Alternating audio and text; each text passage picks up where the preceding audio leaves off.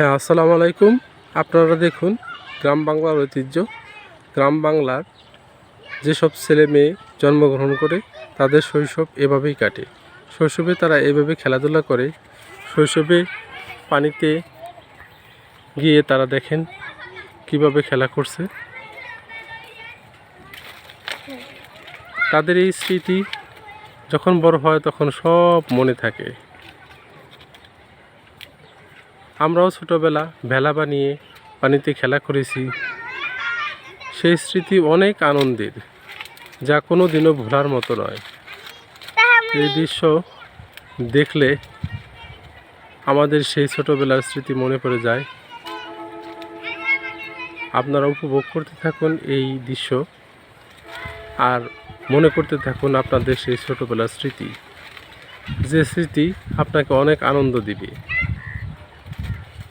ধন্যবাদ সবাইকে।